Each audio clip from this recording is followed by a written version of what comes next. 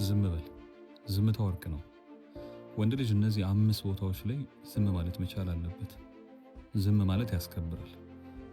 የመጀመሪያው ሰዎች ሊያወሩ ሲመጡ ዝም በል። በተለይ ደግሞ ምክርህን ፈልገው ሳይሆን ዝም ብለው ማውራት ሲፈልጉ፣ ሊነግሩ ሲፈልጉ፣ ሊያማክሩ ሲፈልጉ ያኔ ዝም በል። ሀሳብ አትስጥ፣ ስማቸው።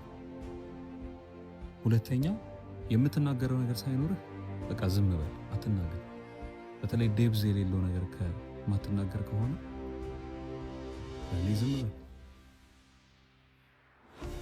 ሶስተኛ በተራ ነገሮች ሰዎችን የማስተካከል ስሜት የሚሰማ ሲሆን ያኔ ዝም በል።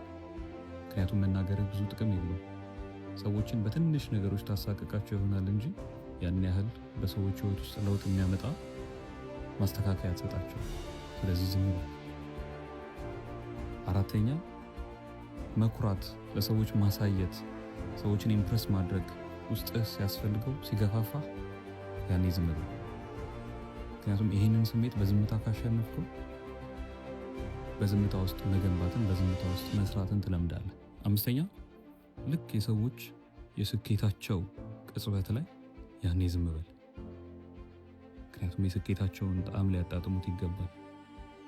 አንተ የራስህን ስኬት ለማሳየት በእነሱ ስኬት መሃል የእነሱን ስኬት የሚያደበዝዝ ነገር ይዘህ መምጣት የለብህም። ዝም በል።